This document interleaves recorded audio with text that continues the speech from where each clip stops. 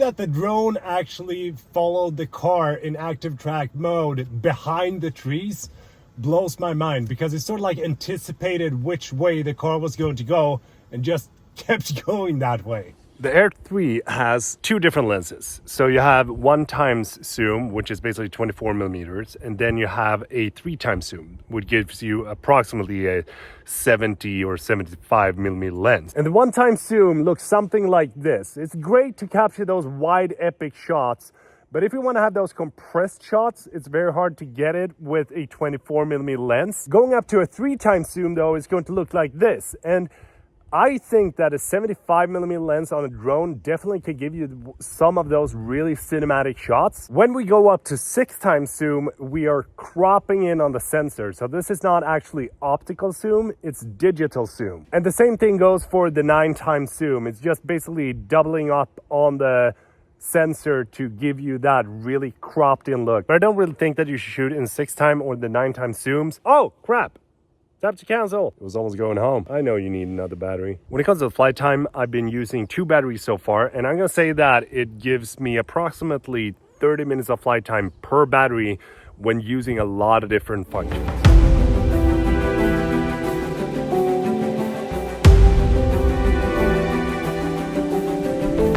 Back in the forest to do an obstacle avoidance test with the Air 3. If you haven't seen the video where I tested Mini 3 Pro versus the Mini 4 Pro, head over and check that out before you watch the rest of this video. Well, maybe go after this video. Let's see how it performs. I am hoping that it's going to perform well, just as the Mini 3 and Mini 4 did, but I'm also thinking that it's a little bit of a bigger drone and it's been a little bit unreliable when it comes to the active track, so we're gonna have to see. Anyway, go down here in between the trees. Let's just hope we don't hear. And down here, let's go. And up here.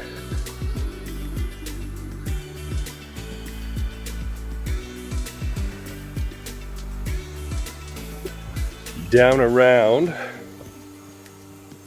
Oh, it's still on us. Doing a great job following us around. Let's do a little bit of a running. Come on.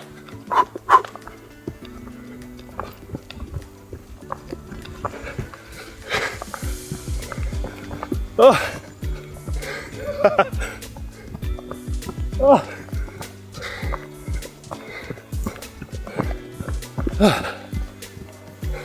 I don't know about you, but I think that the drone handled this perfectly. Next test is going to be me sending the drone straight into the forest to see if it stops. Off you go, friend.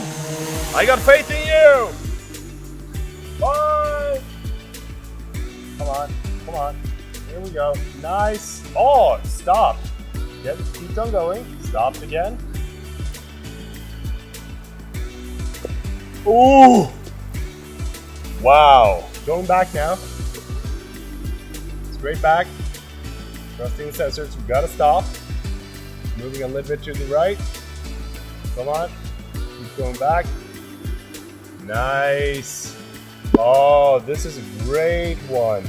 It is very strange because the drone has been extremely unreliable at times. Not like I'm moving, but like nothing is happening. But check this out now.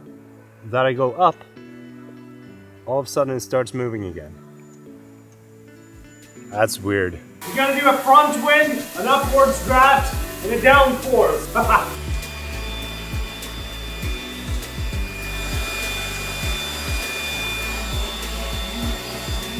Oh, change your wind! I'm gonna give it a 10 out of 10 on the wind test. I'm not really a huge fan of the size of the Air 3 when you compare it to the Mini 4, because the Mini 4 is just like, it fits everywhere. It fits in your pocket. I think that the size difference is very obvious when you're holding them like this. The battery pack, the remote, the drone.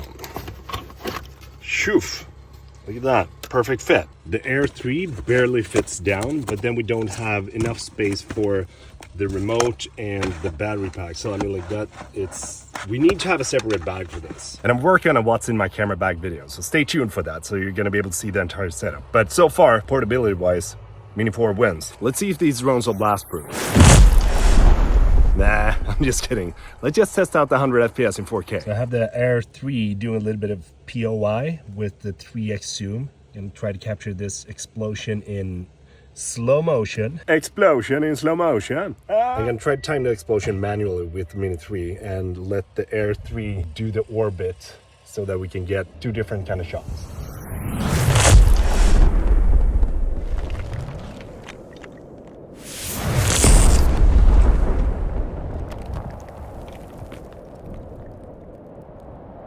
I'm currently standing in the garage, or, well, the future garage, the future studio. This is gonna be the edge of the garage.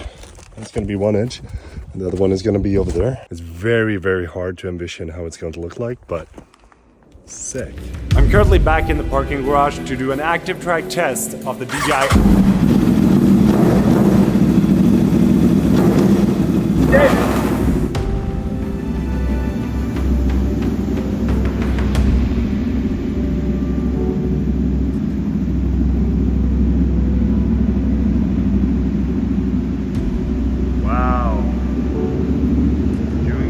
So far, staying a little bit too far though.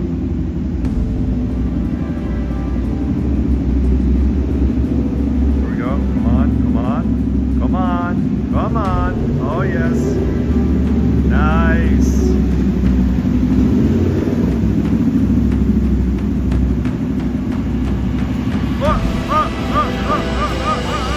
I didn't really see what happened when I was flying it in the parking garage and thought it was very strange that it just dove into the floor. But looking at the screen recording of the remote, you can see that just before it dives down into the floor, it says ambient light too low, turning off obstacle avoidance. So I think that that was the reason why it went down into the floor. If you're flying in low light environments, this drone might be a little bit unreliable, but it still did a really good job of avoiding all the obstacles and tracking the bike around in the garage. When I was testing the Mini 4 Pro in the same garage with the same kind of lighting, I did not get the same kind of message that the ambient light was too low. That's gonna be another point for the Mini 4 Pro. I want to try to see if we can get some cool shots of Optimus. It's also gonna be important that we don't fly too high in here because we have a lot of wiring hanging off on the ceiling and I don't want to get tangled up.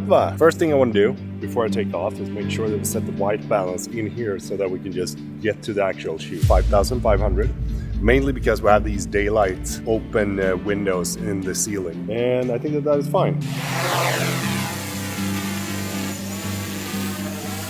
Good job.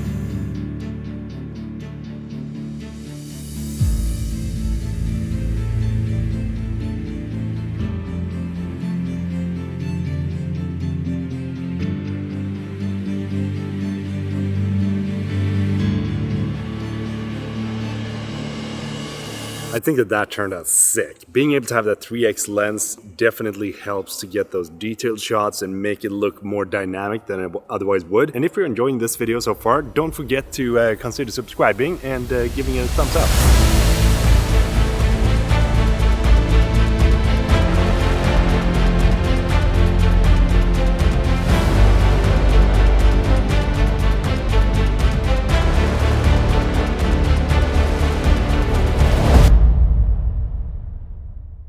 If you want to learn how to edit like I do, you should definitely head into the link in the description. Check out my Final Cut Pro course, where I will teach you everything that I have learned up until this point so that you can kickstart your own editing career and make the same kind of videos in a heartbeat. One of the things that you will get as soon as you purchase the course is access to a Discord server where I am in live, so you can ask me questions, whatever it is that you're wondering, and hang out with all the other people that is in the Discord server right now as well. I'm gonna give a shout out to John Hootie, House of Braxton, Sam, Vin, Bonnie. There's a bunch of you, so thank you for being part of that, and I can't wait to see you over there as well. So I want to show you the difference with the 1x lens and the 3x lens. And what you're looking at right now is the Mini 4 with 1x lens. And as you can see, like, it's great to capture those wide shots and those epic scenes of the mountains and, you know, make this parking garage look big. And when you're looking at the 3x lens, you can see that it's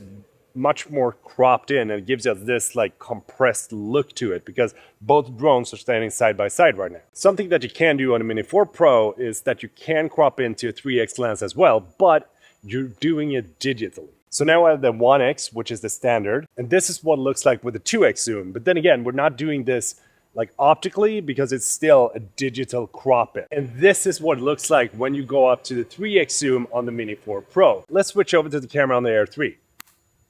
This is what it looks like. So let me just put them side by side, and you're gonna be able to see for yourself how much of a difference it does when you have an optical zoom on the Air 3 compared to a digital zoom on the Mini 4 Pro. Having a 3x lens is incredibly useful in many different scenarios, especially when it looks as sharp as the lens does on the Air 3, because I remember when the Mavic 3 had a Tele lens for the first time, it looked really soft and was barely usable. But it also comes with the downside of having a bigger drone and heavier drone, which means that you gotta have the right certificate to be able to fly the drone, and it takes up too much space. So for me, as a content creator and as a Instagram reeler, I really appreciate the size of the Mini 4 Pro. The overall functions of this drone is wicked when you think of the amount of stuff that you can do with this drone that is almost half the size of this drone. With that said though, this drone is not bad. It's a great drone. It's even a fantastic drone, but this one is the overall winner when it comes to the size and the ability to shoot in true vertical mode. Cannot recommend this drone enough. I think it's great. I think that the Mini 3 is great.